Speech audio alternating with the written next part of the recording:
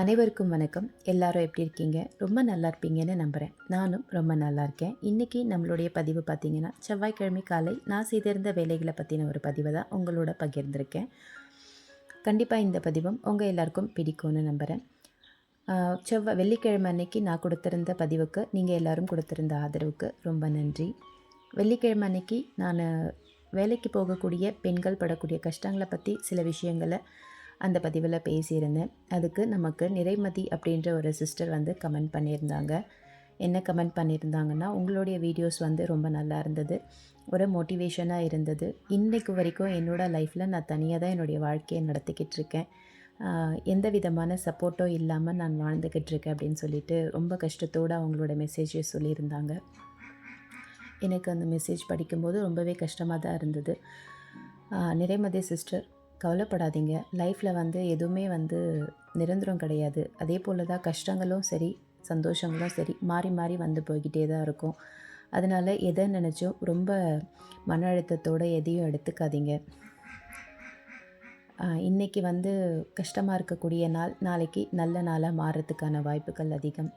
அதனால் கடந்த கசப்பான விஷயங்களை பற்றி எதையும் நினச்சி மனசை குழப்பிக்க வேண்டாம். என்னென்னா நம்மளால் முடியும் அப்படின்னு சொல்லிட்டு திங்க் பண்ணுங்கள். அதே போல் தனிமை வந்து பலமாக யோசிங்க. தனிமை வந்து ரொம்ப கஷ்டமான விஷயம். அந்த மாதிரி எப்போவுமே டிப்ரெஷனாக எடுத்துகிட்டு போகாதீங்க. தனியாக இருக்கிறதே உங்களுக்கு ஒரு பலமாக யோசிங்க. உங்களெல்லாம் நினைக்கும்போது உண்மையிலேயே சொல்கிறேன், எனக்கு ஒரு பெருமையாக இருக்குது. தனியாக வாழ்க்கையை ரன் பண்ணுறது அப்படின்றதெல்லாம் எவ்வளோ பெரிய விஷயம் தெரியுமா? நீங்கள்லாம் எவ்வளோ சக்ஸஸ்ஃபுல்லாக பண்ணிகிட்ருக்கீங்க. அந்த மாதிரி இருக்கிற நீங்கள் வந்து போல்டாக இருக்கணும். தனியாக ரன் பண்ணுறதுன்றது ஒரு பெரிய விஷயம்.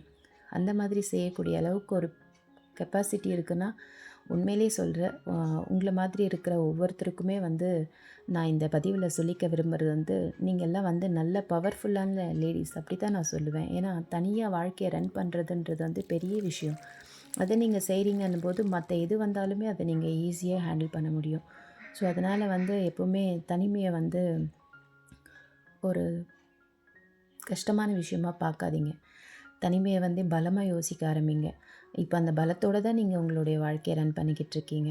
அதுவே எவ்வளோ பெரிய விஷயம் இல்லையா? கண்டிப்பாக இனி வரும் காலங்கள் உங்களுக்கு நல்ல காலமாக இருக்கணும் அப்படின்னு சொல்லிட்டு இறைவனை வேண்டிக்கிறேன். அதே போல் பிரம்ம முகூர்த்தத்தை பற்றியும் சொல்லியிருந்தீங்க. கண்டிப்பாக பிரம்ம முகூர்த்த நேரத்தில் உங்கள் மனசுக்கு நல்ல ஒரு அமைதி கிடைக்கும். அதே போல் நீங்கள் என்ன நினைக்கிறீங்களோ அந்த விஷயமும் நடக்கும். அதே போல் ஒவ்வொரு நாளும் பிரம்ம முகூர்த்த நேரத்தில் எழுந்து நீங்கள் என்ன ஆசைப்படுறீங்களோ, உங்களுக்கு எந்த விஷயம் நடக்கணும்னு நினைக்கிறீங்களோ அந்த விஷயத்தை வந்து நேர்மறை ஆற்றல் நிறைஞ்ச அந்த நேரத்தில் நம்ம வந்து சிந்திக்கும் போதே கண்டிப்பாக நமக்கு அது கட்டாயம் வாழ்க்கையில் நடைமுறைக்கு வந்துடுது. இது என்னுடைய அனுபவபூர்வமான ஒரு உண்மை.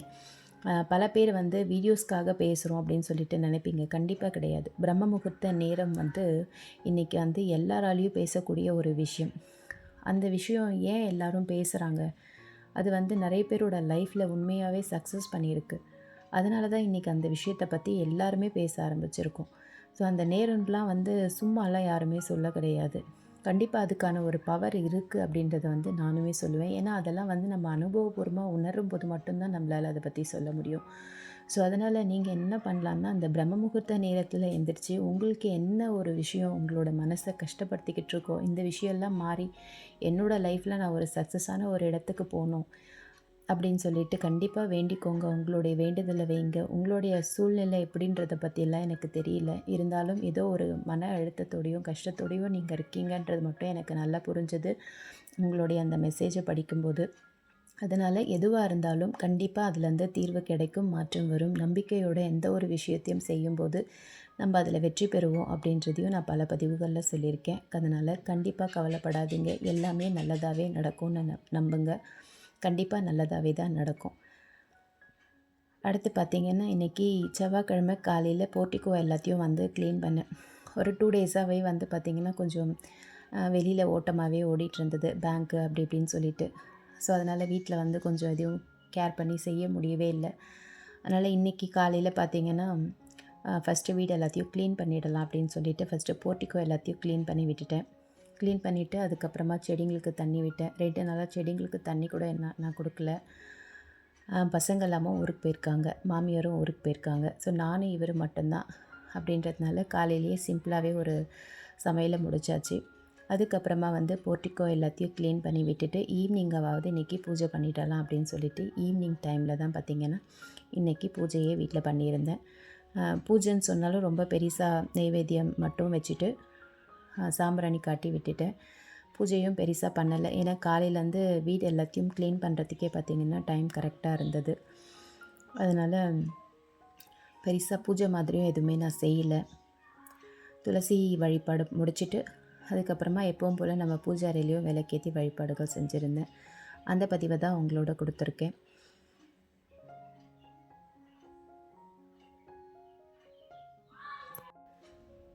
அதுக்கப்புறம் அப்படியே துளசி வழிபாடெல்லாம் முடிச்சதுக்கப்புறம் பார்த்திங்கன்னா இன்றைக்கி காலையில் செடிங்களுக்கெல்லாம் தண்ணி விட்டதுனால பார்த்திங்கன்னா நம்மளுடைய நிலைவாசல்கிட்டையுமே மஞ்சள் குங்குமம் எல்லாமே கலைஞ்சிட்டு இருந்துச்சு. சரி, செவ்வாய்க்கிழமை அதுவும் மஞ்சள் குங்குமம் இல்லாமல் வாசப்படியை பார்க்கவும் முடியல.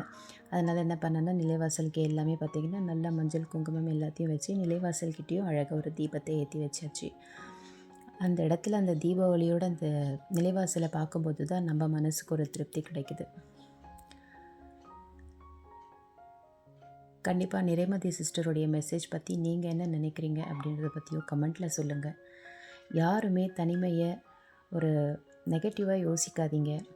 எல்லாமே வந்து பாசிட்டிவாக இருக்கணும் அப்படின்னு சொல்லிட்டு யோசிங்க. நமக்கு நடக்கக்கூடிய பிரச்சனைகளிலும் ஒரு நல்லது நடந்துச்சு அப்படின்னு சொல்லிட்டு தான் யோசிக்கணும்னு சொல்லுவாங்க. ஏன்னா அப்போ தான் நம்ம அந்த இடத்த விட்டு கடந்து வர முடியும்.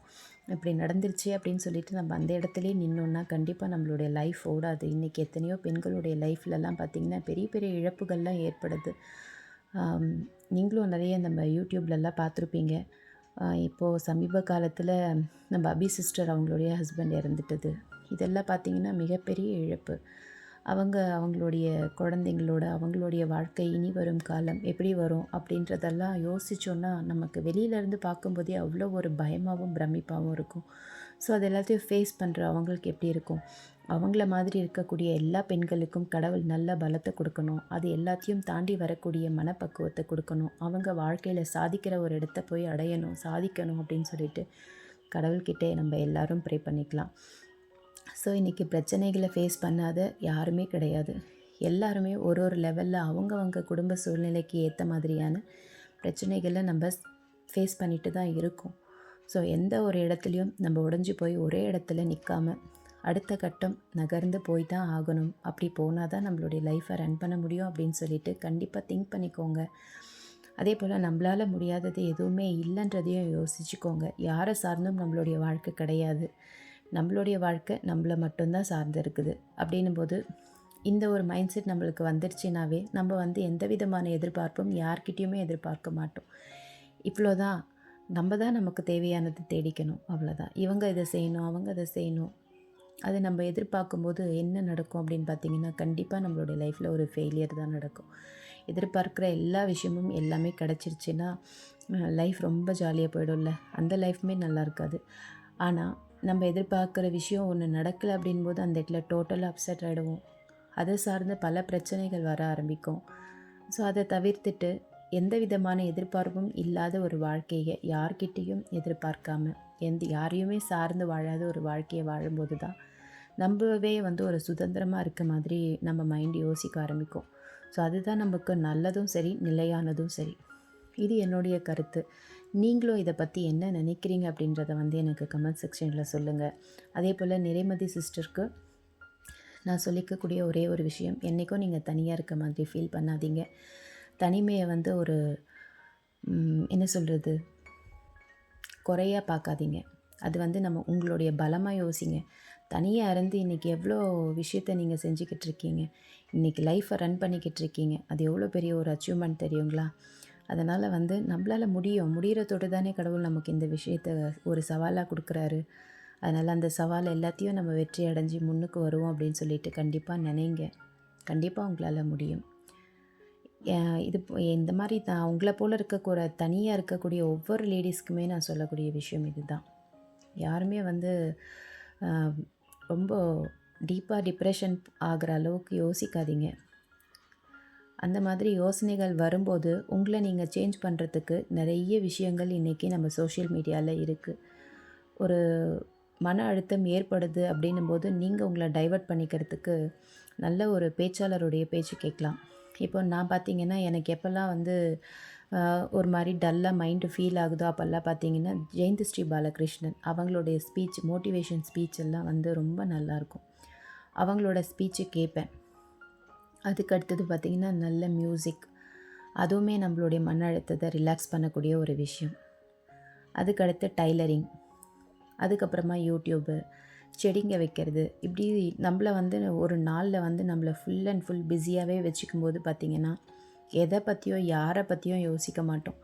எனக்கு டைமே பத்தலைப்பா, இந்த நாள் ஃபுல் டே எனக்கு வந்து ஒர்க்கே கரெக்டாக இருக்குது, யாரை பற்றியோ யோசிக்கக்கூடிய நேரம் எனக்கு இல்லை அப்படின்னு சொல்லிட்டு நம்மளுடைய நேரத்தை மொத்தத்தையும் நம்ம ஒரு பயனுள்ள நேரமாக மாற்றுவோம்.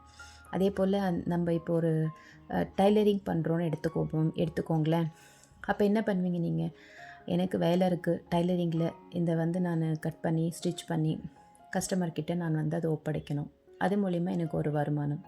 இப்போது இந்த டைம் எல்லாமே பார்த்திங்கன்னா, நீங்கள் எதை பற்றியும் யோசிக்க மாட்டீங்க. இப்போ ப்ளவுஸுன்றதை பொறுத்த வரைக்கும் கரெக்டான அளவில் கரெக்டாக கட் பண்ணி கரெக்டாக அதாவது அந்தந்த பார்ட்டை வந்து அதோட ஜாயின் பண்ணும்போது தான் நமக்கு கரெக்டான ஒரு ப்ளவுஸ் வரும். ஸோ நம்மளோட மைண்ட் எங்கேயுமே டைவர்ட் ஆகாது. அதை பற்றி எந்த நெகட்டிவான விஷயத்தை பற்றியும் யோசிக்காது, நடந்த பிரச்சனைகளை பற்றி யோசிக்காது. ஸோ நம்மளுடைய விஷயத்தை டோட்டலாக மறந்துட்டு நம்ம ஒரு விஷயத்தை வந்து க்ரியேட் பண்ணுறதுல நம்ம இறங்கிடுவோம். அப்போது நம்ம மைண்டுமே ரிலாக்ஸ் ஆகிடும். அதே சமயம் நமக்கு வந்து அது ஒரு யூஸ்ஃபுல்லான நேரமாக கழிய ஆரம்பிக்கும் இல்லைங்களா? ஸோ அது மாதிரி உங்களை வந்து நீங்கள் டைவர்ட் பண்ணிக்க ஆரம்பிங்க. இது நான் எல்லாருக்குமே சொல்லக்கூடிய விஷயந்தான். இன்றைக்கி இது போல் நிறைய பெண்கள் வந்து வீட்டுக்குள்ளே இருக்கிறவங்களுக்கும் சரி, அதே போல் ஆஃபீஸ் போயிட்டு வரவங்களுக்கும் சரி, நிறைய மன அழுத்தங்கள் இருக்குது. ஆஃபீஸ் போயிட்டு வரவங்களா இருந்தாலும் சரி, வீட்டில் இருக்கிறவங்களா இருந்தாலும் சரி, உங்களுடைய மன அழுத்தத்தை போக்குறதுக்கு நீங்கள் ஏதாவது ஒரு ரிலாக்ஸான விஷயத்தை கண்டிப்பாக உங்களுடைய வசம் வச்சுருக்கிறதுன்றது வந்து ரொம்ப தேவையான ஒரு விஷயம். ரொம்ப நேரம் நான் இந்த விஷயத்தை பற்றி உங்களோட ஷேர் பண்ணிட்டேன்னு நினைக்கிறேன். தெரியல, நீங்கள் வந்து எப்படி இதை பார்க்குறீங்க? அதே போல் தனியாக இருக்கிற லேடீஸ்க்கு நீங்கள் என்ன சொல்ல விரும்புகிறீங்க அப்படின்றத பற்றி எனக்கு கமெண்ட் செக்ஷனில் சொல்லுங்கள்.